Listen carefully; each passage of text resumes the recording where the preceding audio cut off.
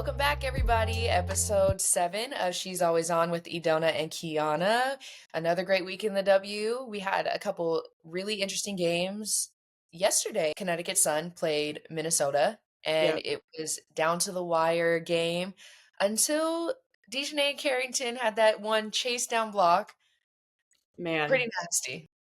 that was one. I thought that block was huge because if Well, Caleb, you were calling the yes, game. So what was the yep, energy? What was the energy in the arena after that? crazy. First of all, Kayla McBride got a deflection, gets a steal, goes for the transition. I think at that point they are down 4 points. Minnesota's down 4 points. There's like a minute or so left, or maybe even less than that. But Yeah. Kayla goes for the layup. Dejanay Carrington literally chases her down and gets that block. I thought that was huge for Connecticut because I don't know, you know this too, Kiana, but if she had made that, that would have been a momentum changer, right? They would have been down 2 points. Defense leads the offense type of situation that gives you a lot of energy, a lot of momentum. For So I sure. thought that honestly changed the game and kind of gave Connecticut that advantage. Yeah. What'd you think about Veronica Burton starting? First of all, I was excited to see her in the lineup. I know she started because Ty Harris was out sick, Mhm. but I thought no better person for her to start. Speaking to Stephanie White before the game, she just talked about how she has such a high IQ, and she really does in watching her play, but she's also very defensive minded. Like this Yeah. girl had 4 steals, Yeah. and she's just constantly trying to get steals, is a pest on the defensive end, gets in passing lanes, is denying one pass away. And I know I also asked Steph this too of just like, you have a new player coming in. What's been like a few weeks or 2 weeks Uh-huh. or so, maybe more. My time, I'm still in a different time zone. It feels like Yeah, my no, time, you're good. but just being having someone new come in, you have to understand the defensive schemes, right? You're kind of learning a whole new system. So I thought she's fit in pretty well with the team so far. Yeah. No, I agree. It's just funny because we watch these games and it's just so obvious that the top 4 teams are just, like, far beyond the other teams in the league. You have New York, Minnesota, Connecticut, and the Yeah. Aces who are just I don't know, I just feel like the level that they play at is kind of the standard that everyone else is trying to chase. And these games Yeah. between them are always such fun matchups. I also Um, want to mention though, I feel like people are low key sleeping on Minnesota. I yeah, think sure. Minnesota's being slept on even before weeks ago. Last matchup, they played Connecticut. I was at that game. Um, Mhm. It went into overtime. Kayla McBride tries to tie up the game with a mid-range jumper, literally just misses it at the top, at the front of the rim. But first of all, people don't talk about how deep Minnesota really is. Like they go, Cheryl Reeve goes deep into her bench. Second Yeah. of all, they do such a great job on the offensive end. They're second in the league in defense. Mhm. So they've got both things going for them. And they shot like over 50% from the 3 point line against Yeah. Connecticut. Yeah. There's just Connecticut, again, we've talked about this before. They do a good job of closing out games in clutch time, clutch moments. But Minnesota, I don't know. What do you think? Well, I just think that, like I said last episode, that every single person is a threat to score at all times. Yeah. So, like you said, their depth, I think that's gonna take them very far in the playoffs and continue to carry them down the stretch of the season. But more importantly, the All-Star list came out. Yeah. Get What are into your the hot stuff. what are your first initial thoughts on not Team USA, but Team WNBA? Well, first of all, I want to talk about the format of Mhm. Team Mhm. USA versus Team WNBA. I think that's great. One, it's giving more opportunities for people to become an all-star because you've got players obviously who probably would have been an all-star but they're on Team USA, and now you've Yeah. got the best of the best going against each other. So I actually really like this format because one, Olympics are every 4 years, right? So now it's giving more opportunities. But so let's talk about who got snubbed. I think Benija Laney may have probably gotten snubbed. I think um she's just an energy ball, right? Does Gets it done both ends of the floor. She's tough. I think she's the player who is not always going to show up on the stat sheet really, but kind of does it all type of player. And she can show up on the stat sheet, right? We've seen her drop buckets. Not that she can't, but yeah, I think that's who I would say at least. What about you? Well, I've seen a lot about people saying Kennedy Carter has gotten snubbed because also the Indiana Fever have three people Yeah, on the All Star team, but they don't have much of a winning record. But yeah, you can't miss that Kennedy Carter is also shooting 20% from the three, where Kelsey Mitchell averages more, shooting more efficiently. yeah. So I think the list is pretty solid. All those girls are deserving of being there, and we have I agree. Yeah. two Rickies in the lineup for Team WNBA, Caitlin and Angel. Obviously, what do you make of that? First of all, I think Caitlyn and Angel deserve to be on it. My question is, had there not been a Team USA I was playing, just thinking that. would would they be on it? I was Um, just thinking that. you know what I'm saying? Like, I actually would love to see what controversy would that cause there because the spots are more limited, right? Like, who are they going to replace? I think it comes back to the same situation with Caitlyn being on Team USA. I don't Yeah, know. It's just I think that's really tough. But I think one, it's amazing having two rookies on there in the same season.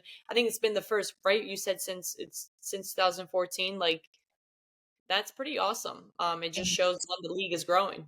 for sure. It's remarkable how these ladies just keep raising the bar, the Yeah. standard for other rookies in the league. They're doing things that no other rookie has ever done. Yep. You know, Angel passed Candace Parker for the most consecutive double doubles in WNBA history, Crazy. which is insane. But like, Angel's hooping.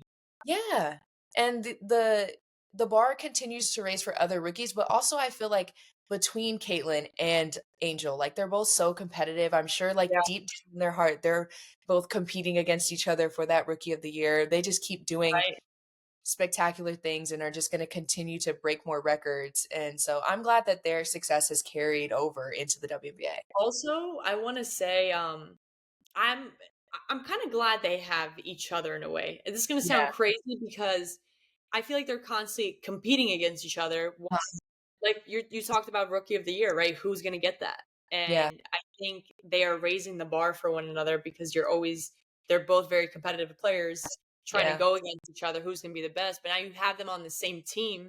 Yeah. I'm curious to see how that's going to be because they've never played with each other. So But that's it's going to and be it's a fun also and it's also like I feel like they're the only two people in the league that understands what pressures that they have on them. Us and Beck were talking off camera yeah, that whenever they walk into the gym, it's screams and everyone frame. is the amount of visibility that both of them have brought to the league, only they understand the pressure that that brings. So I'm sure that they're going to now that they're on the same team, they can communicate and talk about that and maybe eventually have each other to lean on when it comes to, you know, the pressure of WNBA on their shoulders.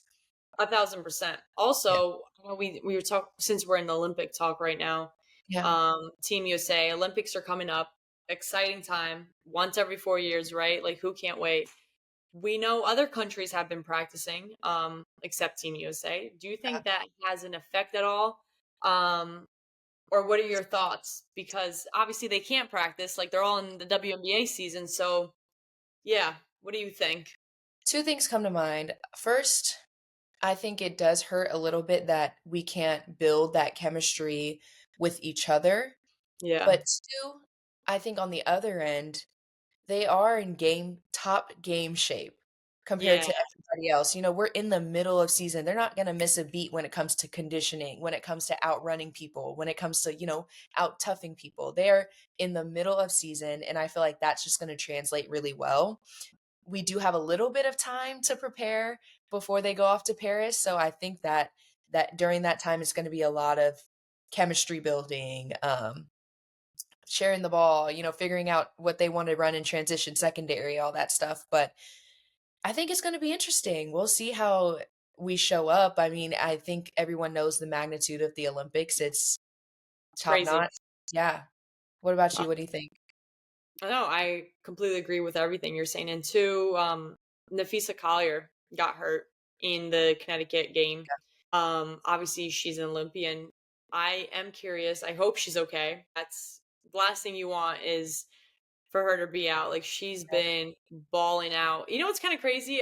I feel like maybe when you go have a kid and then come back, you might be better than you were before because what she's doing has been crazy. So I'm really hoping she's okay too because I it looked like an ankle injury. No updates. I haven't seen any updates, but Yeah, so we're crossing our fingers. We need her in the Olympics. But which team has looked good going into this break? honestly, Minnesota. I'm gonna go with Minnesota because I think watching their offense the other day, well, yesterday, days are messed up, but one, they're just such a spaced out type of offense, right? Like they do such a good job moving without the ball, setting Yeah. off ball screens. And yes, Nafisa Collier is the engine of the team and everything is ran through her, but they have so many capable players around her, right? Yeah. And I was watching when I was watching them against Connecticut, they just put Connecticut in rotation a lot, a lot, a lot, and they were able to capitalize on that. So they averaged like 24 assists per game, and Mm. that That just ball, showed that ball be popping. right. That shows they are moving that rock, and it's just a very high IQ team, especially Yeah. somebody we talk. Nafisa, obviously, she's talked about. You have Kayla McBride, Alana Smith. Like these players are tough. Like it's not just one player. So that's what about you? For me, it's the Aces. I mean, Yeah. they've won the last 6 games since the return of Chelsea Gray. And Uh, each of the wins have been by double figures. You know, the Aces are now second in the WNBA in offensive efficiency, and I know I got on their head a little bit last episode about their defense, but their defense has improved noticeably. You you know, jinxed it. they're yeah, Yeah. huh? I said you jinxed it for the better. But over the last 6 games, like their defensive rating has gone down to 94.5. So I think that they're making strides in the right direction, and I think a three-peat is on the table. That's a good team. I agree. Yeah, that's all we got for our portion, but we wanted to introduce our special guest. So here she is. Quick question too for you. We were gonna ask you about the Olympics, but if things are not out or anything, we won't ask you. Just So this morning got the phone call. Yay! Now we can oh, ask okay, that. lit, Yeah. We're lit. talking to an Olympian today. Yes. There we are. Yes. Hi everyone. Welcome back to She's Always On here with our girl Rebecca Allen. 9th year in the league here. Played majority of her career with New York Liberty, 2 seasons with Connecticut Sun, and now with the Phoenix Mercury. My girl's been killing it here on all levels. First, Beck, I'm so excited to have you on. One of the greatest people I know, such a kind soul.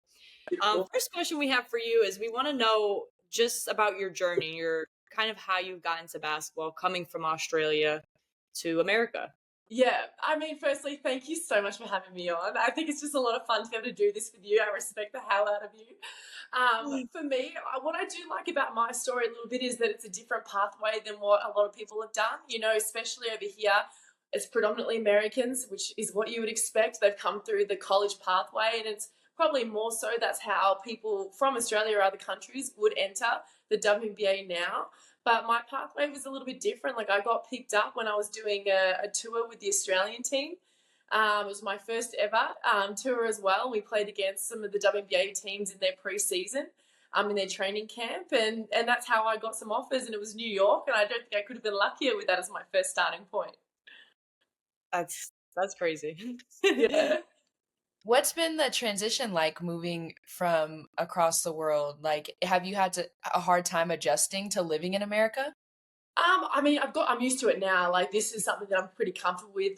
The first year, obviously, it was difficult, but it wasn't culturally in the sense of, there was all those things in some ways, but it was from the basketball perspective. I think in Australia, I think we were really nice to each other in how we speak in the sense of teammate to teammate. Whereas Yeah. people, that word accountability gets used a lot, and I feel like that was something I had to get really like a lot more. I you deal with being confronted with have your teammates call you out and tell you, you need to do it this way rather than it just being your coach. So for me, like that was something that was quite difficult to get used to, but something that I really respect now. I Yeah. do actually add on to that, because I think that's such a big thing in basketball is self accountability and holding Yeah. your own teammates accountable. I remember even in college, like that was such a big thing. Like your Yeah. teammate telling you things. How do you handle that? Just even for viewers who are going through that. Yeah, I mean, for me in the beginning, I probably didn't handle it super well, but my whole thing was to never show that. For me, it was hard. You sort of get over that thing of thinking that your teammates don't think you're, up to it or something, but really that's because they all know that you can do it. So when people are actually addressing you, speaking to you, whether it be coaches or teammates, it's because they see your potential or they see what you can do or have done and how it just needs to be that repetition. So I think it's the way that you see and you hear what has been told to you is really big. But also, I think for me is I've always been very coachable. That's something that is huge and is what I would pass on to a lot of the younger players that are coming through. Being coachable and being receptive to what's being told and said to you from coaches and players is huge, and that's how you sort of develop quickly. Did you have a moment where you remembered with your first year at New York where you were like, so your teammate said something to you, or you were just like, oh my God. 1000%, and I won't get into it. You're like, it's best if we keep this off here. I felt like a kid at the start, early 20s, first time overseas. You're alone. You don't have that support network that you would normally, let's say, go home to at that point. Still living at home with my parents at that age, going overseas. So for me, it was that of not having that support and having just to really, absorb it, feel it, move on from it, and be able to show up the next day and just give 100%. So I mean, I had plenty of interactions in my first year, but I was also surrounded by some really, really great players. And my first year as well didn't go the way that I'd planned. Like I got injured within the first 2 games of that season in 2015, and I had to have surgery, and I was out for that season. So I literally did the whole training camp, played a couple of games, and then I had to go get knee surgery. So I thought that my season's done. Not my season, my career in America is done. So it was nice when you step out and you look from afar, 9 years on, whatever, and you realize that wasn't the defining moment. But I love that I put my best foot forward in those days in training camp. They saw what I could do and they believed in me enough to bring me back the next year. So that's pretty big. You mentioned your injuries and stuff and kind of how you felt probably your career was over. I am curious. I think even as athletes, we all kind of sometimes feel like, do we belong here? Like, are Yeah. we good enough to be here? What did you ever have that moment? Kind of what was the biggest challenge for you and how did you overcome that? It's funny, the phrase imposter syndrome is something that I hear a lot now. And I think it's relatable from people in every facet of life. You get the new job straight out of college, for example. You're like, oh gosh, do I belong? Am I good enough? Yes. Are the people around me going to think that I'm even contributing? Like, do I have their respect? And then ultimately, I feel, let's just put that into basketball terms, exactly the same. You're feeling that you're having to do that every season. Every season you are wanting to prove yourself. And it's just learning to do that in a healthy way. And that's, I think, the biggest challenge. And it's something that's sort of quite ongoing. Imposter syndrome is something I think I've dealt with over the course of my career. But at the same time, there's a reason You that feel better. it does, doesn't it? Like, it's just fun when you hear from others, because I also think that people don't always talk about it. No. Because you don't want to appear, you Seem want to be confident. You want to feel like, yeah, I'm meant to be here, see me, I'm loud. But Yeah. I don't think that there's anything wrong in having that sort of conversation with people, your peers, or people coming through. But sometimes that whole other phrase of fake it till you make it, aren't we all doing that? Yeah. No, Just a little bit. I live that like girl every day. That's I my just life. speaking like here. No, I'm kidding. I'm sure a little bit of that imposter syndrome came from, just going from a country to this country. What's the biggest difference in the style of play between Australia and America? That's what I actually really I love, and that's throw Europe in the mix as well, is every single country you play in or against. So when I'm playing with the national team, it's different, you know. Let's say you play Asia, it's fast paced, that ball is moving. Japan, they Yeah. love threes. It's terrifying playing them, honestly. You don't Ooh, want to Japan. overhelp. Do not overhelp on Japan. You're gonna get cut backdoor is a layup. Yep. It's a wrap. Yes, yes.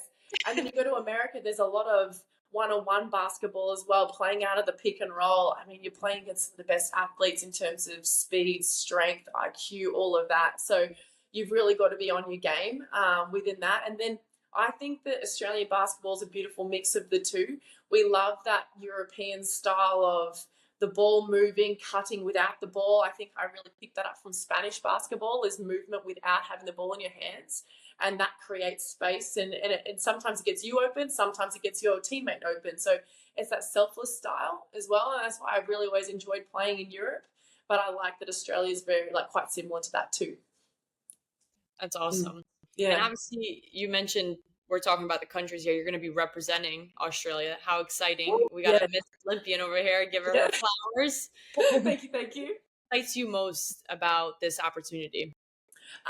For me, it's the way I'm going to embrace it is going to be very different. So going to the Tokyo Olympics, that was difficult because it was a COVID year. It wasn't the authentic Olympics that we all know it to be. And there was a lot of things I think that became overwhelming for our team personally, and everyone that were doing that were competing at that Olympics. So I want to enjoy it. That's my first things. I want to come into this and just be able to absorb the fact, hey, I'm an Olympic, so I'm going to be a 2-time Olympian.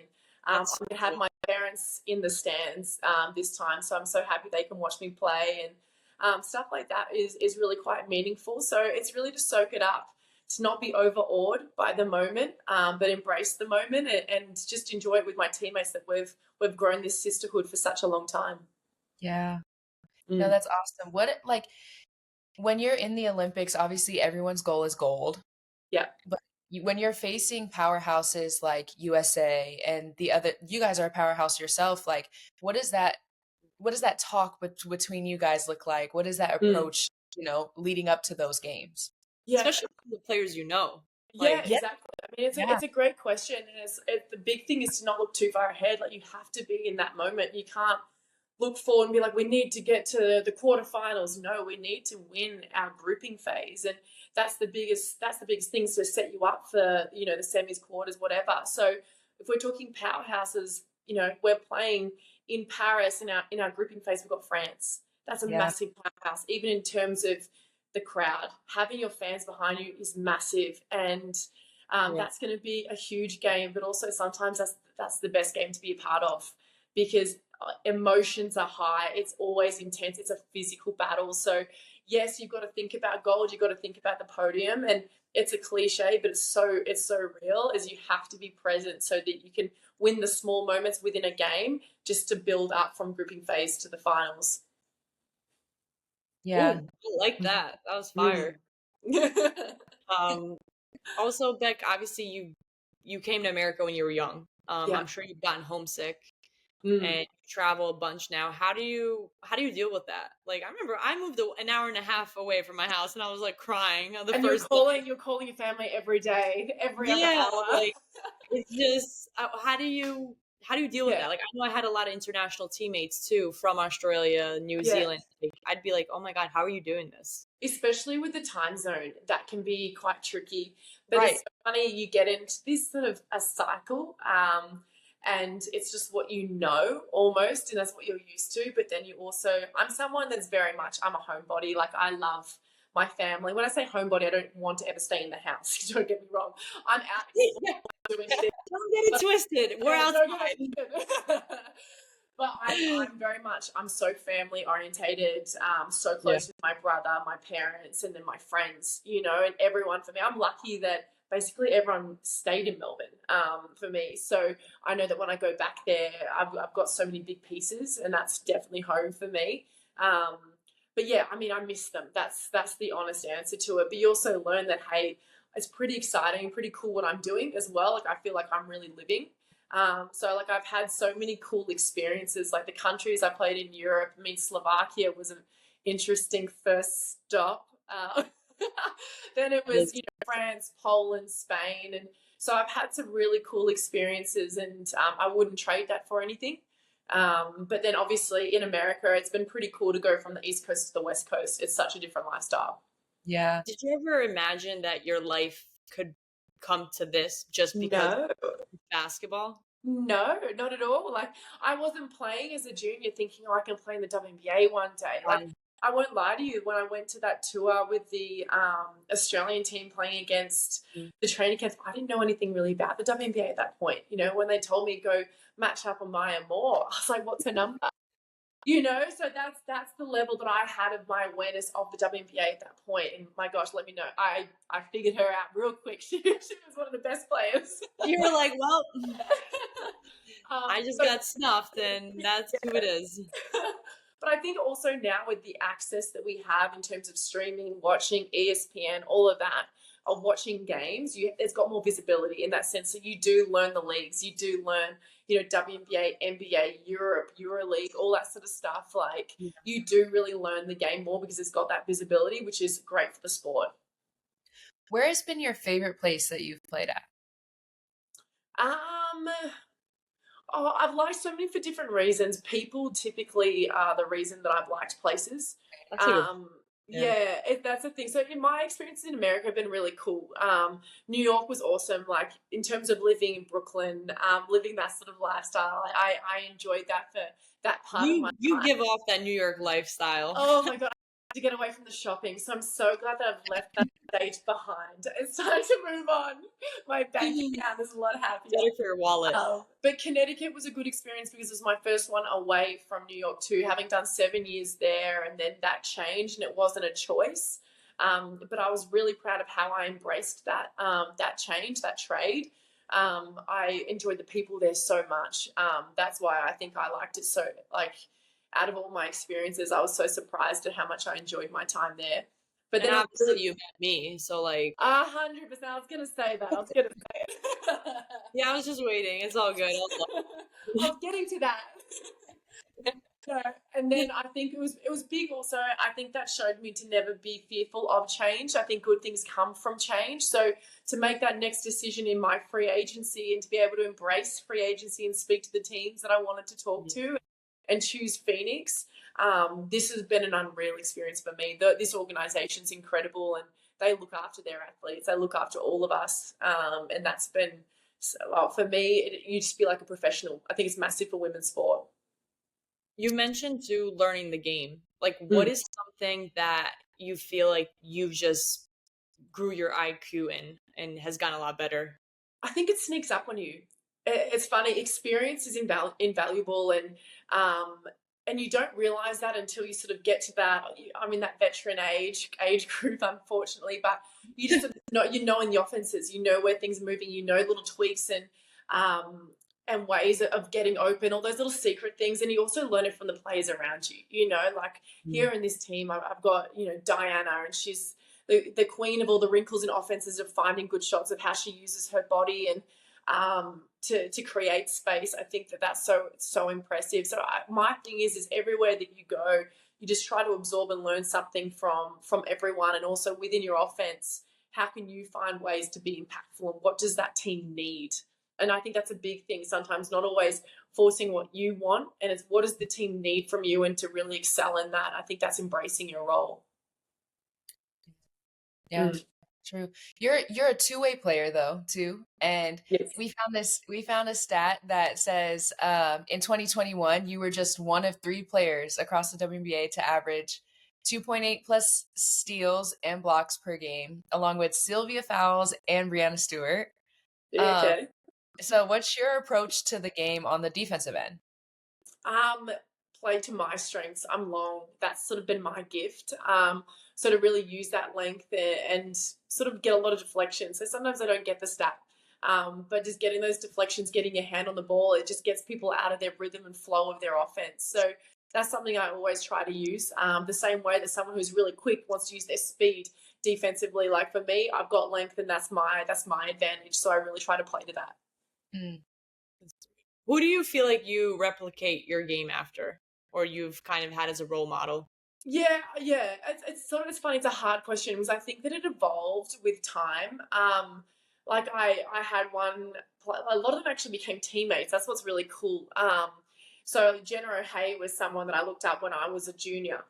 She was a bit older than me, all that stuff. I remember watching her play, and I liked the way that she's really good with details. I think she had really great footwork, all of that, the way she was able to score. But my number one was Penny Taylor. So playing with her at my first ever Worlds in 2014, that was just an experience for me. Like I was so excited to be on the court with her. I thought like that was a really big moment, and it's funny because I haven't had that with any other player where you just feel that way. I like I've said this before. Like I like when the greats are really great people too, because that's what I want to embody.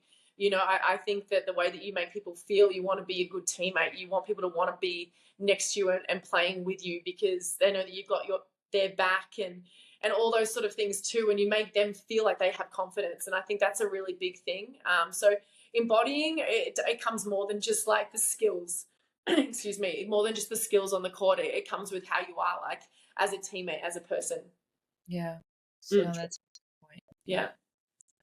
When we watch you play, personally, I feel like you just are so level-headed. Like you're never too high, never too low. Oh, I Um, wish you were inside my mind. Very different. Aren't we all like that? right? No, but like, how are you able to embody that on the court? Yeah. That calmness, that with all Yeah. the stress of the game, the ups and downs of the game Mhm. going on at the same time, how are you able to play so level-headed? That honestly is, I think, a really good question because it's something that is a work in progress. Something that I haven't mastered. For me, it's to never get to, if I show too much anger or frustration, it affects my game. So for me, it's just to try and stay the same. Is better for me, is better for my teammates. So that's something that I've really tried to work on the last few years. I think sometimes it also just looks extremely mature when you spit the dummy constantly. If I'm constantly got my arms up like that, like for me, it's not really how I want to present myself. Yeah. But also it's purely because it also doesn't help me. Yeah. So that's why I really tried to bring that calm. And even when we were talking earlier about, the last Olympics in Tokyo for this one, and I said I want to come in with enjoyment, embrace the moment, is I didn't do that with the first one. And with that comes calmness. So I've tried to bring a level of calm for these next things, and I brought that definitely to the World Cup that we had 2 years ago, and I want to bring that again to this next tournament in Paris. So that's for me will forever be a work in progress for sure. Yeah. I know Mm. this is a loaded question, but Oh who dear. would you say is your favorite teammate to play with throughout your career that you feel like Yeah. you always loved? It's so funny. If someone else asked me this the other day, so I sort of love that I've actually thought about this. And it's hard because there's so many and it's There are. difficult to actually pinpoint. You like people for different reasons, right? Mm, Um, that's you've a got good those point. players that can always just get a bucket. They're great to have. Like I can say plenty of them, do you know? But Yeah. it's the ones that I've always loved having around, who are those also very level-headed players that bring out the best in those around you, bring the team together. I love togetherness players. So a Yeah. name for me, like Sarah Blitzarves, is one of the first players I would say that I love playing alongside. So she was like my person with the Opals as well. She won't be joining us in Paris, unfortunately. She's had a lot of injuries, but she's, I think, the ultimate teammate. Yeah. Yeah. What's it like playing with Diana? In America, she's like the goat of all goats. Absolutely. In the world, she's the In the, goat. yeah, Yeah. in the world, she's the goat of all goats. Does she come? Is she the way she comes across in the media and to casual fans? Is she the same way in the locker room at the So, team? what would you say she comes off as to the media? Because I don't Just follow all the media stuff. I'll be honest. gotcha. Honestly, Best just me. Yeah, just super, she's super, yeah, tough, but like funny, very Funny. herself. Yeah. You She know, is She doesn't witty. care. She is witty. She's funny. Like there's so much intelligence behind all those jokes, and sometimes you just don't see it coming because it's crude or whatever else. And I really, yeah, I've enjoyed being her teammate. I've enjoyed it a lot, and even when every time she speaks up, there's a lot behind it in terms of on the court. Yeah, you can tell there's just so much experience. So you'd be stupid not to listen. I need to know what she's eating because if I could, I'm 25 and I feel like I can't run up and down the court anymore. So Absolutely, yeah, she's done something special, and I just need to figure it out too. Is it yoga? That's what I need to find out. Yoga. I'll start. Right. Sign me up. Yeah. how would you say you wind down from everything? Like, what is something you do? You enjoy doing in your off time Yeah. besides drinking coffee. Yeah, I was gonna say straight to the coffee and straight to the wine. What? No, my wind down stuff is like I'm a lot more low key now as well. Like I like I'm a foodie. Like I love going out for dinners. I like doing anything with people because I'm such a people person. Like if I stay by myself for too long, I'm just like, oh god, there's something I can't become a hermit. So anything people related. If there's a beach, there's no beaches here, but I'm very much an outdoorsy person. That sort of gives me life a little bit. So if there's ever downtime, that's what I try to do. But here it's like it's crazy weather. I can't be outside. So I think cooking is a big thing. Yeah, it's hot. It's hot. I don't know. I can only do it in Celsius, but when it's 40 degrees every day, that's crazy. Yeah, that's nuts. Is it like dry air? Like it's Dry. not. It's dry heat, which actually I like. It's not humid. So you're not You guys have a pool or something to go to? Yeah, yeah, yeah. I'm always at the pool. Wow, I'm jealous. It's necessary. Yeah. I'd be at that pool every day, and then I'd be at practice like drained, and my coach would be like, "Why are you tired?" You've got to go after practice. That's why you got to go after. Yeah, for real. There you go. Well, we don't want to take up too much of your time, but before we let you go, we want to ask your top 5 women's basketball players of all time. Like, oh wow, you can list them. Who do you think? Yeah. Oh gosh, I'm gonna leave out so many. We always leave out people. It's just right. Okay. You got to say Maya Moore, Lauren Jackson, Diana Taurasi. I'm trying to do like an all-star 5. Okay, I need a Sue Bird, point guard. Like, yes, I really want to hear Ian. That's all great people. Yes, there's just you know what? I'm gonna throw in. I want someone who's current as well. Like for me, Maureen Johannes, incredible player. Yes.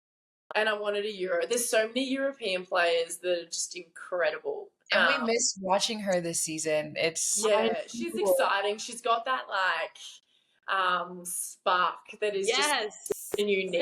You know. So yeah, she's a phenomenal athlete, great person. Yeah. I think that's my 5. Don't know how well I did, but they're great. That's a pretty good list. Yeah. That's a pretty good list. I should put Stewie in there as well because I needed like a 4 too, you know? I put 6.